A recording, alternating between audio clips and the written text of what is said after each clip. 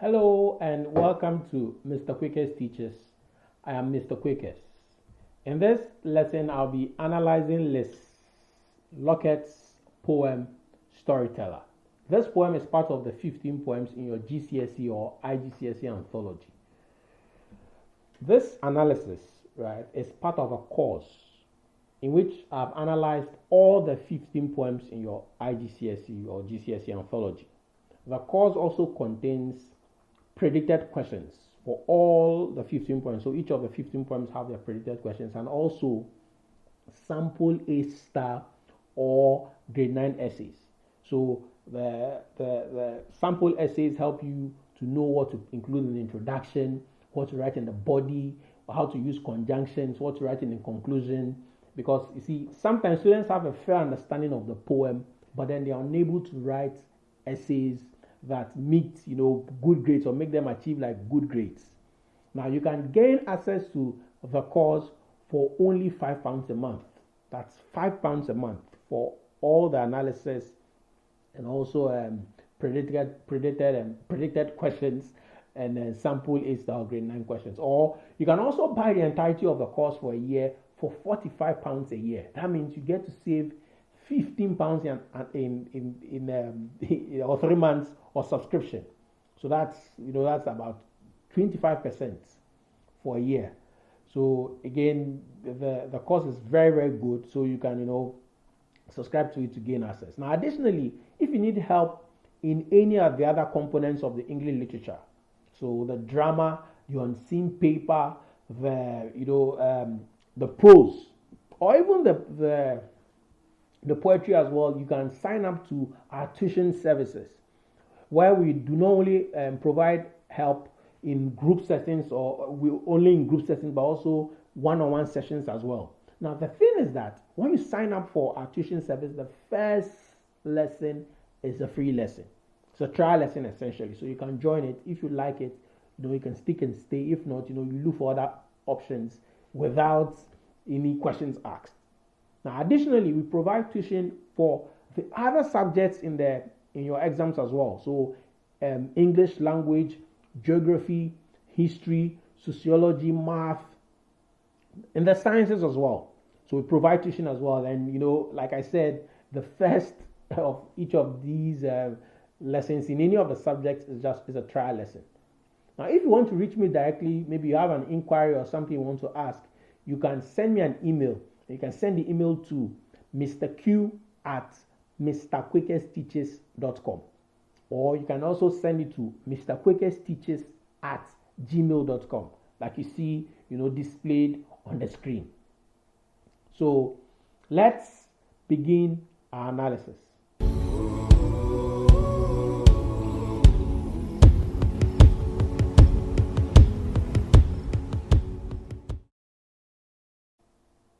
Now, let's start by speaking about the poet Lochhead. And she was born on the 26th of December 1946. She is a Scottish poet, playwright, translator, and broadcaster.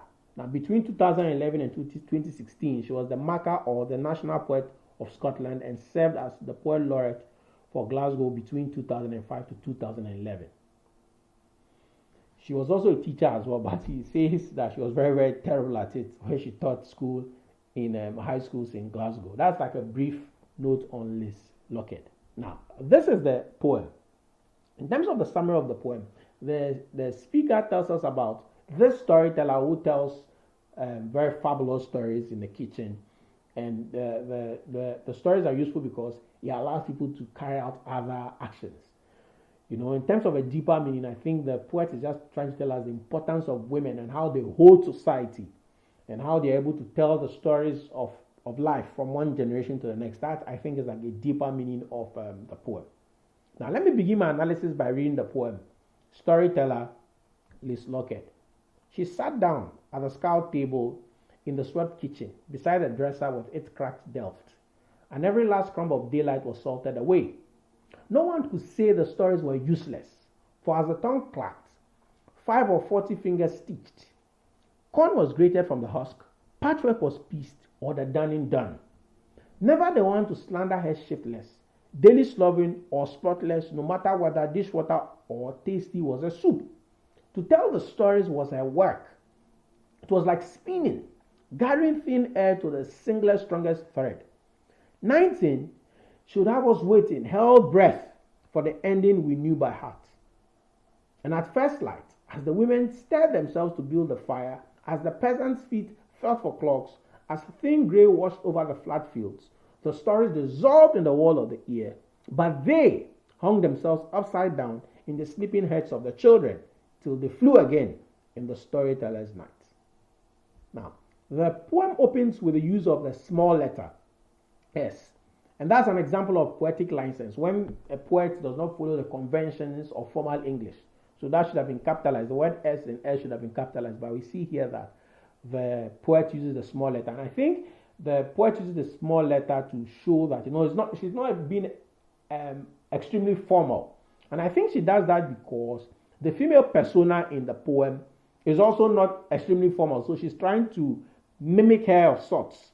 I think that's why she uses the small letter S, well, because of poetic license. Now, the detail, she sat down, is a very, very striking opening that puts the focus on a nameless persona and reveals that she took a relaxed posture of sitting down, presumably to begin a story. So it's like it starts with action. She sat down. At the table provides details about where exactly the persona sat, while Scout provides vivid visual imagery of the table that has been excessively cleaned or brightened by hard rubbing or abrasive material. So it's like they've used a very, very abrasive material to rub and rub and rub, or maybe detergent to rub and rub. And that's because it's possible that maybe the table is used for other messier things, maybe like cutting meat or other things. But when it gets to later in the evening, it is thoroughly cleaned, well cleaned, because that is where the storyteller tells the story. So you see here that where she tells the story is not the best of places, right? Or the place that maybe people would want stories to be told, but she uses what she has to tell the stories anyway after cleaning. And the swept kitchen reveals the neatness of the kitchen and points to the exact place in the house where the persona is seated. So she's seated, in the kitchen. Now, beside the dresser, further pinpoints the exact part of the room where the persona is. So she's at the scout table in the swept kitchen beside the dresser with its cracked depth, which suggests that the room has like some historic quality with its cracked depth. It's like something that people should know. The word crack there also may be an allusion to the fact that the place is not extremely affluent or rich. It has like the markings of maybe a place that is well put together, even though it's old. Now, dresser is an allusion to the kitchen shelves that is used to display dishes, while delft is an old earthenware. So it tells you there's a crack on some of it. Usually if you go to some of like the older houses, you see that some china or bowls ceramic has been put on the walls, as a form of design. But here, in this instance, it's cracked. Now, lines 2 to 4 of this stanza provide a striking sense of place, because we're told about the scout table, we're told that the kitchen is swept, we are told about the dresser with its cracked depth. So we see a very, very striking sense of place. And I think the speaker does this because he wants the reader to join in the experience, to engage in the experience, enjoy what is happening, understand what is happening in the setting. In the last line of the stanza, we see the use of metaphor. So, and every last crumb of daylight was salted away. So that provides vivid visual imagery of every individual speck of light being cutted away and stored for later use, thereby turning the setting dark.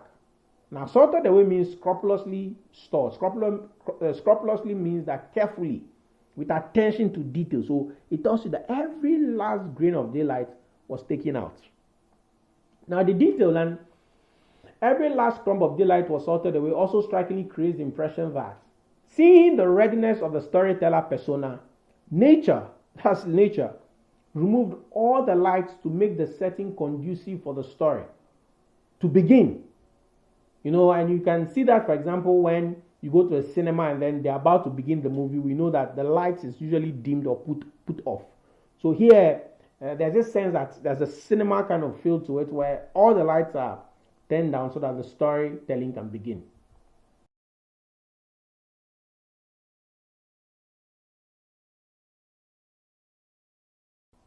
Now, in terms of the themes of the story, of the poem, we have feminine grace, storytelling, class system, house chores, adulthood and responsibilities versus childhood and imagination, the role of women, among other themes. So the story, the poem really has like very rich themes. In terms of the point of view of the poem is recounted with a blend of a third person that we see in the use of she, the reference to the persona as she, her, and then no one. She, and then her. And then we also see the use of the first person as well. First person plural, when you say us, and then no one. That's the first person point of view. Then we also see the women, themselves, and then the children. That is like the third person. That's in reference to those people. Now, in terms of the tone of the poem, we see the tone of pride, awe, and it's also very revealing as well. So we see pride in the speaker's attitude to the storyteller. We see the theme of awe as well. We also see that it's also very revealing or honest or open. So third person point of view, first person plural, and then the third person, the women themselves, and then the children. Now, in terms of the form and structure of the poem is a free verse poem with 30 lines. It also has irregular line and then stanza lengths. So you see that some of the lines are very long and some of them are very short. Now, I usually say this at this point. I tell my students that if you're writing, an essay in the GCSE or IGCSE, you have to write about the form and structure of the poem. It's one of the AOs. It's important. It's very, very, very important that you say that. You write about it. And again, if you look at our sample A star or grade 9 essays, you can see what I mean. Now, the number of lines in each stanza increases as the poem continues. The first stanza has 5 lines. The second stanza has 6 lines. The first stanza has 9 lines. And then the fourth stanza has 10 lines. So I think as the story builds and builds, it's like the poetic voice is trying to build this sort of crescendo or get to the point where we get to the climax of the poem, and so she uses the increase in the lines of the poem to do that. The poet also employs enjambment as well. Enjambment essentially is the flow of words from one line to the next without pause, and I think she does it to powerfully communicate the fluidity of her thoughts and also extend or reveal to the reader the storyteller's eagerness to tell a story to everyone or tell stories to everyone. So there you have it. Let's look at Storyteller has been made simple. Like I said, this analysis is part of a course that contains all the 15 poems in the anthology, beautifully analyzed. It also has predicted questions as well for each of the poems and sample A star or grade 9 essays that you can mimic. So for example, if you're writing it either in the PEE, so point, evidence, explanation, or point, evidence, analysis. I prefer point, evidence, analysis anyway, but in each of them, some teachers also say point, evidence, explanation, and then linking. So again, you see the essays presented like that. Now, like I said, we also provide tuition services as well. Not only for the English literature components like the drama, the prose, and then the unseen, but also do that as well for the poetry.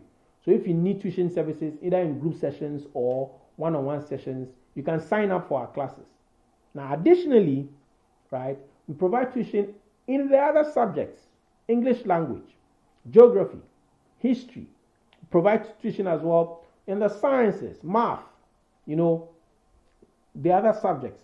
We have teachers that are very experienced. Some of them have taught for up to 20 years. So they can build your confidence, help you to achieve wonderful grades. That you'll be shocked how quickly you ace your exam, because we understand that Mr. Quickest teaches that we have to help our students improve their confidence. In my experience, I know that just improving a candidate's experience can move them 2 grades, and that is what we can do with, to you at Mr. Quickest Teaches. Now, if you have any questions, you can leave them in the comments field, or if you want to reach out to me directly for anything, you can send me an email, and send the email to Mr. Q at mrquickestteaches.com.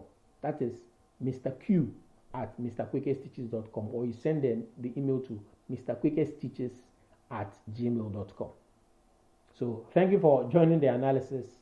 Until the next lesson, bye-bye.